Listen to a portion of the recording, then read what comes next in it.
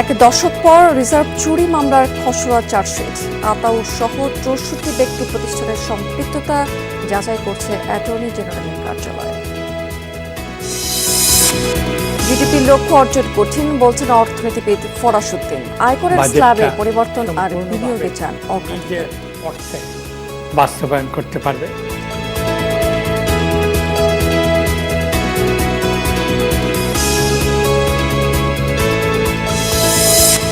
দেশে বিনিয়োগের পরিবেশ নিয়ে শঙ্কা নেই মন্তব্য ফরেন ইনভেস্টর্স চেম্বারের। ধনীদের উপর উচ্চ কর বাড়াতে পারে সম্পদ গোপনের প্রবণতা।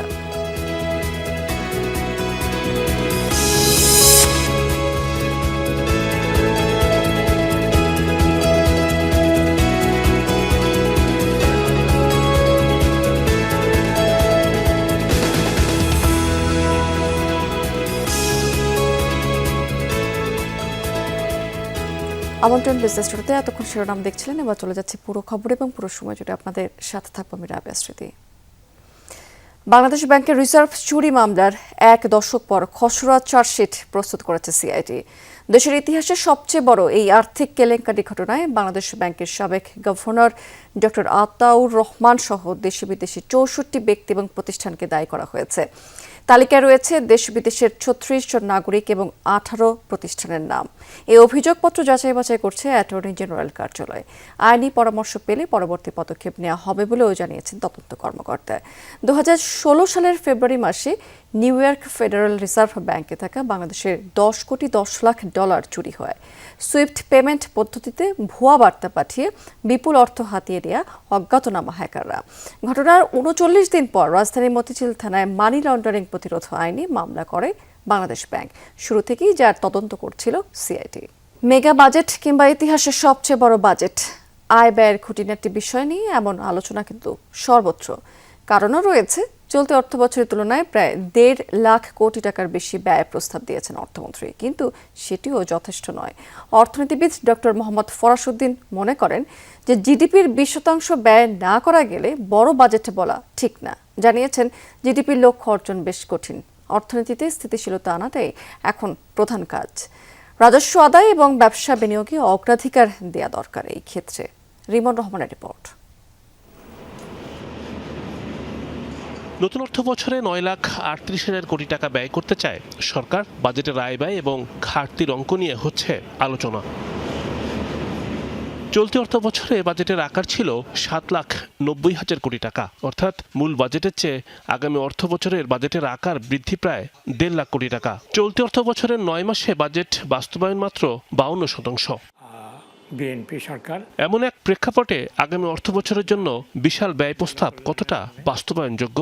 প্রশ্ন হচ্ছে, প্রস্তাবিত বাজেট কি অনেক বড়? জিডিপির ২০% না হলে বাজেট ছোট। এখনো পর্যন্ত আমরা একবার ১৮-তে গেছিলাম, কিন্তু ওই ১৪-১৫-র মধ্যে থাকে। কাজেই সেই হিসাবে বাজেট বড় না।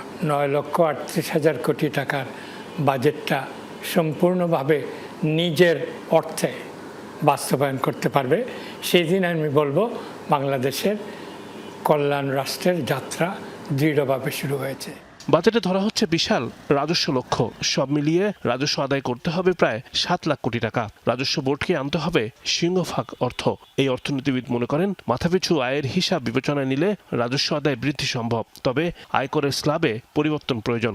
$৫,০০০ পার ক্যাপিটা ইনকাম আছে, তো ২.৫ কোটির মধ্যে যদি ১ কোটি মানুষের কাছ থেকেও ট্যাক্স নেওয়া যেত, যেটা সম্ভব এবং উচিত, তাহলেও কিন্তু এই বাজেটটা আরও বড় হতো। দলিল মূল্যের রেজিস্ট্রেশন বাধ্যতামূলক করা যায় এবং যদি এটাকে খুব সতর্কভাবে যদি নজরদারি করা যায়, তাহলে কিন্তু এখানে প্রচণ্ড রেভিনিউ বেড়ে যাবে, কোনো প্রশ্ন নাই। জিডিপি প্রবৃদ্ধি লক্ষ্য ৬.৫%। এই লক্ষ্য অর্জন কি সম্ভব? অর্থনীতি ঘুরে দাঁড়াতে সরকারের এখন করণীয় কি? এই বছর বা আগামী বছর বাজেটটা হতে হবে স্টেবিলাইজেশন। এই গ্রোথ রেট 6.5% দিয়েছেন, হওয়ার কোনো প্রশ্নই নাই, হবে না। এই ২৫-২৬-এ যদি 4.14% হয়, তাহলে এই এক বছরে ২.৫% বাড়াতে পারবো, কেউ বলবে না। উৎপাদন বৃদ্ধিতে সরকারের প্রচেষ্টার কমতি নেই। এই অর্থনীতিবিদ মনে করেন বিএনপি সরকার বরাবরই ব্যবসা ও বিনিয়োগ বান্ধব পদক্ষেপ নেয়, বাজেটে এবারও আছে তার প্রতিফলন। বিএনপি সাধারণত প্রাইভেট সেক্টরের স্বার্থ দেখে, তার মাধ্যমে দেশের স্বার্থ দেখে, কাজে এই বাজেটে বিজনেসের প্রাইভেট সেক্টরের স্বার্থ বিপুলভাবে দেখা হয়েছে। মানে 8টা-10টা আছে কিভাবে 7 দিনে লাইসেন্স দিয়ে দিবে, 1 দিনের বেশি লাগবে না, রিপাট্রিয়েশনে ডিসিশন খুব তাড়াতাড়ি দিবে, কোম্পানির রেজিস্ট্রেশন, এগুলো কিন্তু চমৎকার। অর্থ বছরের শুরুতেই বাজেট বাস্তবায়নে করণীয় ঠিক করতে হবে, দুর্নীতি ও অনিয়ম বন্ধে নিতে হবে কার্যকর পদক্ষেপ। রিমন রহমান, যমুনা নিউজ, ঢাকা। দেশে বিনিয়োগের পরিবেশ নিয়ে কোনো শঙ্কা নেই। অর্থনীতির এই কঠিন সময়ে বাজেটও বেশ ইতিবাচক, তবে এটি বাস্তবায়ন করা না হলে বিপদে পড়বেন ব্যবসায়ীরা, এমন আশঙ্কা করেছেন foreign investors chamber of commerce ফিকি।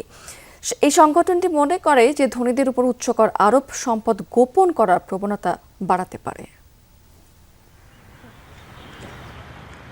বিদেশি বিনিয়োগ টানতে এবার বাজেটে আলাদা কৌশল রেখেছে সরকার। লক্ষ্য ধাপে ধাপে এটিকে জিডিপির প্রায় 3% নিয়ে যাওয়া। 19টি সম্ভাবনাময় খাত চিহ্নিত করে তৈরি হয়েছে ইনভেস্টমেন্ট হিট ম্যাপ, যাতে বিনিয়োগকারীরা বুঝতে পারেন কোথায় লগ্নি করলে মুনাফা বেশি হবে। এর বাইরে ফ্রি ট্রেড জোন, বেসরকারি আইসিডির পরিধি বাড়ানো ও বন্দর পরিচালনায় নতুন প্রতিষ্ঠান আনার আলোচনা চলছে জোরে সোরে। বিদেশি বিনিয়োগকারীদের সংগঠন ফিকি বলছে বিপুল রাজস্ব আদায়ের কাজ সহজ হবে না। একই সাথে ব্যবসায়ীদের দীর্ঘমেয়াদী ও পূর্বাভাসযোগ্য কর নীতি দিতে হবে। বিদেশি বিনিয়োগে 1.5% প্রণোদনা ঘোষণা হলেও জ্বালানি ও বিদ্যুতের নিশ্চয়তা না মিললে অর্থ চলে যাবে অন্য দেশে। আমরা দেখব যে এই বাজেটের বাস্তবায়নটা, এই ব্যাকএন্ডে যতগুলো কাজ করতে হবে ওনাদের, সে ব্যাকএন্ডে যদি আমার অটোমেশন আনতে হয়, সেই অটোমেশনটা ঠিকমতো হচ্ছে কিনা, ওই আমরা যে কাজগুলি করতে বলা হয়েছে সেখানে যদি প্রসিডিওরটা যদি আবার অনেক ব্যুরোক্রেটিক হয়ে যায়, তাহলে সেটা কি ইমপ্লিমেন্টেড হবে কিনা। ফিকি মনে করে কোমল পানীয় ও সিগারেটের উপর অযৌক্তিক শুল্ক আরোপ হয়েছে। ভ্যাটের হারও কমানো উচিত। বাধ্যতামূলক করতে হবে ব্যাংকের মাধ্যমে লেনদেন, তা না হলে বাড়তি মুনাফা লুটে নিতে পারে নগদ টাকায় অভ্যস্ত ব্যবসায়ীরা। যারা স্যালারি ক্যাশে নিতে পারবেন না, মানে ব্যাংকিং চ্যানেল নিতে পারবেন, তার জন্য কিন্তু ইফেক্টিভ ট্যাক্স রেট কিন্তু এটাই। আর যদি ধরেন ক্যাশে নিতে পারবেন, তার জন্য তো ইফেক্টিভ ট্যাক্স রেট এত না, তার জন্য কিন্তু ইফেক্টিভ ট্যাক্স রেট কিন্তু আর অনেক অনেক কম। তো তাহলে দেখেন, কমপ্লায়েন্ট থাকার জন্য দে উইল মানে ফেস দ্য বার্ডেন, মানে যারা কি কমপ্লায়েন্ট ট্যাক্স পেয়ার আছে। 15% ভ্যাট রেট অনেক হাই, এখন আবার রিটেলার ট্যাক্স 0.2%। ওভারঅল আমাদের যেই স্টাডি, যেখানেই ডিউটি অনেক বেশি সেখানেই লিকেজ অনেক বেশি। এখানে একটা হিউজ মোটিভেশন থাকে কিভাবে আপনার এই হাই ডিউটি স্ট্রাকচারটাকে আপনার অ্যাভয়েড করা যায়। ব্যবসা বাণিজ্যে বাজেটের প্রভাব যাচাই এনবিআরকে আলাদা গবেষণার তাগিদ বিদেশি বিনিয়োগকারীদের। রিটেইলারদের উপরে 0.2% একটা ট্যাক্স ইম্পোজিশনের জন্য। তৌহিদ হোসেন, যমুনা নিউজ, ঢাকা। 5টি কর্পোরেশনের বন্ধ থাকা শিল্প কারখানা খুব দ্রুত চালুর উদ্যোগ নেওয়া হচ্ছে। প্রয়োজনে ব্যক্তি মালিকানায় ছেড়ে দেওয়া হতে পারে তাদের। গবেষণা সংস্থা র্যাপিড আয়োজিত বাজেট পর্যালোচনা অনুষ্ঠানে এমন তথ্য জানিয়েছেন প্রধানমন্ত্রীর অর্থ উপদেষ্টা ডক্টর রশেদ আল মাহমুদ তিতুমির। তিনি জানিয়েছেন যে বাস্তবতার নিরিখে বাজেট প্রণীত হয়েছে, সেই লক্ষ্যেই কর কাঠামো সাজানো হয়েছে।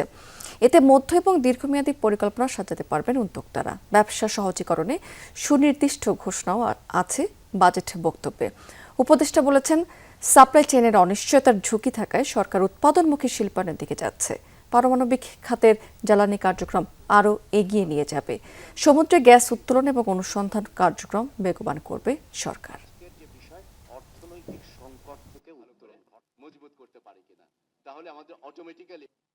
আমাদের রাজস্ব ব্যবস্থার বাড়ার অর্থাৎ ফিসক্যাল স্পেস তৈরি করার কৌশল হচ্ছে দুটো। একটা হচ্ছে অর্থনৈতিক সংকোচন থেকে সম্প্রসারণ, সেটা আপনার আয় বাড়িয়ে দেবে এক। আর দুই হচ্ছে যে আমাদের অপচয় বা জালিয়াতি বা ফাঁকি বা ফন্দি ফিকির অর্থাৎ এরর কমায় দিলে আপনার আয় বেড়ে যাবে। নারী উদ্যোক্তাদের উৎসাহিত করতে ব্যাংকিং জটিলতা দূর করার আহ্বান জানিয়েছে women entrepreneur association of Bangladesh web. এই সংগঠনের প্রধান নাসরিন ফাতেমা আওয়াল বলেছেন যে স্টার্টআপ এবং আইসিটি খাতে 400 কোটি এবং বিশেষ স্টার্টআপ ফান্ডের 500 কোটি টাকার প্রস্তাব নারীদের কর্মসংস্থানের সুযোগ তৈরি করবে। বাজেটে রাখার সুবিধা মাঠ পর্যায়ে পৌঁছানো নিয়ে সংশয় রয়েছে তাদের। তারা বলছেন যে ঋণ প্রাপ্তিতে নানা ধরনের বিড়ম্বনায় পড়তে হয় তাদের। ব্যবসা নিবন্ধনের পদ্ধতি হয়রানি মুক্ত করার দাবি জানিয়েছে নারী উদ্যোক্তারা।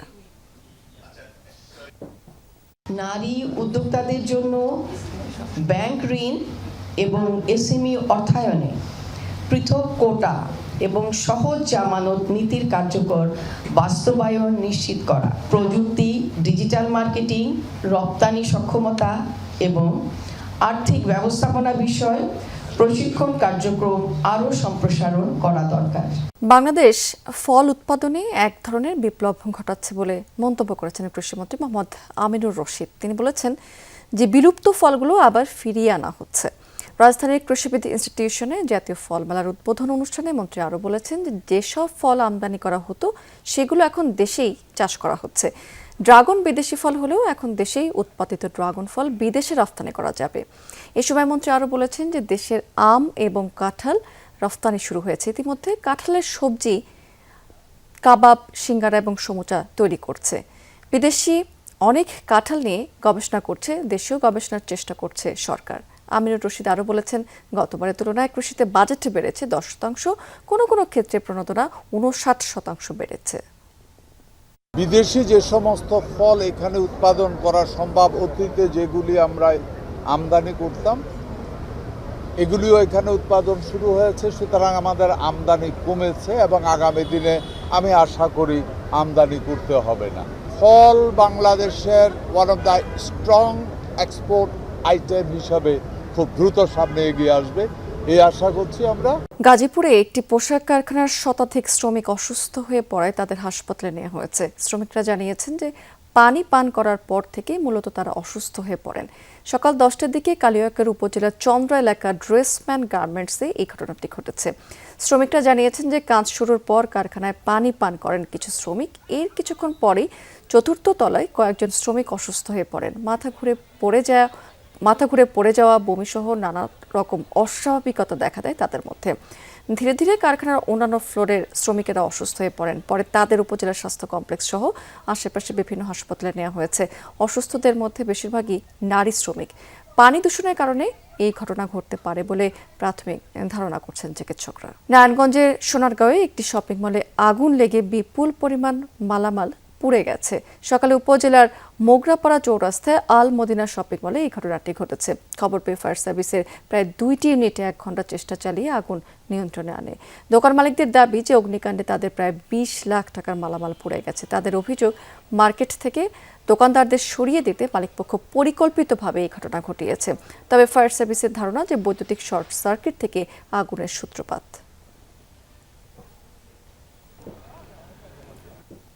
মার্কেটের সামনে যে বিদ্যুতের খুঁটি আছে ওখান থেকে স্পার্কিং করে আমাদের মার্কেটের যে আপনার ডিস্ট্রিবিউশন বোর্ড আছে ওখান থেকে জেনারেটর ডিস্ট্রিবিউশন বোর্ড এখানের মধ্যে আগুনটা শর্ট সার্কিটের মাধ্যমে আগুনটা সূত্রপাত হয়। ক্ষয়ক্ষতির পরিমাণ আমরা প্রাথমিকভাবে সেটা আমরা ধারণা করছি এটা আনুমানিক সেটা 20 লাখের মতো হতে পারে। এদিকে ফরিদপুরে ভেন্নাতলা বাজারে আগুন লেগে 5টি দোকান পুড়ে ছাই হয়েছে এবং নিহত হয়েছে সেখানে একজন। ভোরাতে আলফাডাঙ্গা উপজেলার ভেন্নাতলা বাজারে এই ঘটনাটি ঘটেছে। স্থানীয়রা জানিয়েছে বাজারে আগুন লাগার পর বাবুল মোল্লা তাদের সাথে আগুন নেভানোর কাজে অংশ নিয়েছে। এ সময় একটি দোকানে থাকা গ্যাস সিলিন্ডার বিস্ফোরিত হয়ে বাবুল মোল্লা সহ আরও কয়েকজন আহত হয়েছে। পরে আহতদের উদ্ধার করে হাসপাতালে নিয়ে গেলে চিকিৎসক বাবুলকে মৃত ঘোষণা করে। ফায়ার সার্ভিস জানিয়েছে যে বাজারের নূর মিয়ার মুদি দোকান থেকে প্রথমে এই অগ্নিকাণ্ডের সূত্রপাত হয়েছে। মুহূর্তের মধ্যে আগুন চারপাশের দোকানে ছড়িয়ে পড়ে। প্রায় 2 ঘন্টা চেষ্টায় আগুন নিয়ন্ত্রণে আনা হয় সেখানে। প্রাথমিকভাবে ধারণা করা হচ্ছে যে বৈদ্যুতিক শর্ট সার্কিট থেকেই এই আগুনের সূত্রপাত। কুড়িগ্রামে প্রথমবার চালু হলো রেডি টু কুক ফিশ বা রান্না উপযোগী মাছ। শুধু দেশীয় মাছ কাটা বাছা শেষেই প্রায় 400 থেকে 1000 টাকায় বিক্রি করা হচ্ছে সেগুলো। সময় বেঁচে যাওয়াতে খুশি সাধারণ ক্রেতা এবং গৃহিণীরা। মাছে ভাতে বাঙালির পাতে দেশীয় ছোট মাছের স্বাদ অতুলনীয় হলেও ব্যস্ততার এই যুগে তা কাটা আর বাছার ঝামেলা এড়াতে চান অনেকেই। গৃহিণীদের সেই চিরচেনা বিরক্তির সমাধান নিয়ে এসেছে কুড়িগ্রামের এক দম্পতি। রাজারহাট রেল স্টেশন এলাকায় প্রথমবারের মতো রান্নার উপযোগী দেশীয় মাছের ব্যতিক্রমী এই দোকান গড়ে তোলেন আবুল মিয়া ও পেয়ারা বেগম দম্পতি। প্রতিদিন বাজার থেকে তাজা ছোট মাছ সংগ্রহ করে তা সম্পূর্ণ স্বাস্থ্যসম্মত উপায়ে কেটে ধুয়ে প্যাকেটজাত করে হিমায়িত করা হয়। মাছের প্রকারভেদে সর্বনিম্ন 400 টাকা থেকে শুরু করে 1000 টাকা কেজি দরে মিলছে এই রেডি টু কুক ফিশ, যা অনলাইনের মাধ্যমে পৌঁছে যাচ্ছে ক্রেতার দোরগোড়ায়। আমি প্যাকেট করিয়া ওজন করিয়া ফ্রিজে রাখি, কাস্টমার আসলে হাফ কেজি বা 1 কেজি চাইলে আমি দিয়ে দিই। বাজার থেকে কিনে নিয়ে আসি, বাড়িতে কাটা বাছা করি, পরিষ্কার করি, ফ্রিজে রাখি দিই। বাজারে বড় মাছ কাটার সুবিধা থাকলেও ছোট মাছের ক্ষেত্রে তা থাকে না, ফলে ইচ্ছে থাকলেও অনেকে ছোট মাছ কেনা থেকে বিরত থাকতেন। তবে হাতের কাছে এমন পরিষ্কার মাছ পেয়ে উচ্ছ্বসিত সাধারণ ক্রেতারা। দেশি মাছ কিনতে বাড়িতে নিয়ে যাওয়া যন্ত্রণা, কাটা বাছা, এই ধোয়া পাগলা করতে অর্ধেক নষ্ট হয়ে যায়, এই জন্য কিনি না, এখানে আসি কিনতেছি কম রেটে। দেশি মাছ বাজার থেকে নিয়ে যায়, বাচ্চারা ছোট, এদের নিয়ে যে বাচ্চার মা রান্না করতে হচ্ছে না, কোটা বাচ্চা খুব ঝামেলা মনে করে। রেডিমেড একটা জিনিসই আছে, এই জিনিসটা নিয়ে গেলেই পাকশাক করলে নিয়ে গেলে দিলেই রেডি, সেও খুশি হয়, আমাদেরও হয়। সংশ্লিষ্টরা মনে করছেন এই উদ্যোগ শুধু পুষ্টির চাহিদাই মেটাচ্ছে না, বরং মৎস্য খাতে ও নারী উদ্যোক্তা তৈরিতে সৃষ্টি করছে নতুন কর্মসংস্থান। জেলা উপজেলা পর্যায়েও ছড়িয়ে পড়েছে সেই বাজার। দেশীয় প্রজাতির ছোট মাছ আমরা বাজার থেকে কিনে প্রসেসিং করে সদস্যের কাছে আমরা পৌঁছে দিচ্ছি, যাতে দেশীয় প্রজাতির ছোট মাছের যে পুষ্টি এটা কনজিউমাররা সহজেই পেতে পারে। আমরা ওনার সাথে সার্বক্ষণিক যোগাযোগ রাখতেছি এবং ওনাকে বিভিন্ন ধরনের কারিগরি সহায়তা, প্রশিক্ষণ এবং মার্কেট লিঙ্কেজ কীভাবে এটা আসলে ভোক্তাদের কাছে পৌঁছা দিতে পারে সেই লক্ষ্যে আমরা কাজ করে যাচ্ছি। বাঙালির আমিষের চাহিদার প্রায় 65% আসে মাছ থেকে। বড় মাছের চেয়ে ছোট মাছে ভিটামিন, ক্যালসিয়াম, আয়রন ও ফসফরাসের মতো প্রয়োজনীয় পুষ্টি উপাদান থাকে অনেক বেশি। কাশপিয়া রুহি, যমুনা নিউজ।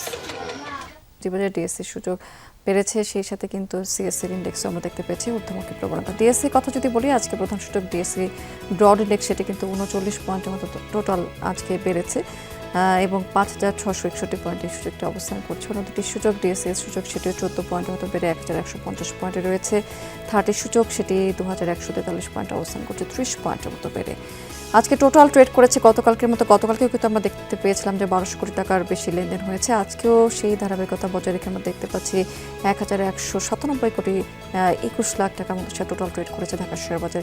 এবং ট্রেড হওয়া কোম্পানিগুলোর মধ্যে যদিও আজকে দিনের শেষে এসে আবার দেখতে পাচ্ছি যে বেশিরভাগ প্রতিষ্ঠানের শেয়ারের দামের কিন্তু এক ধরনের পতন হয়েছে। 185টি কোম্পানির শেয়ারের দাম টোটাল কমেছে, 176টি দাম বেড়েছে এবং 35টি কোম্পানির শেয়ারের দাম অপরিবর্তিত রয়েছে। টপ 20-তে আজকে বেক্সিমকো ফার্মা এটি আজকে সকাল থেকে প্রথম অবস্থানটি ধরে রেখেছে, কিন্তু টোটাল ট্রেড করেছে আজকে দিন শেষে 60 কোটি 97 লাখ টাকার মতো শেয়ার। এবং আজকে কিন্তু সকাল থেকেই বলছিলাম যে এই কোম্পানির ট্রেড হচ্ছে 131 থেকে 143 টাকার মধ্যে, 141 টাকা 70 পয়সা এই কোম্পানির লাস্ট প্রাইস ছিল।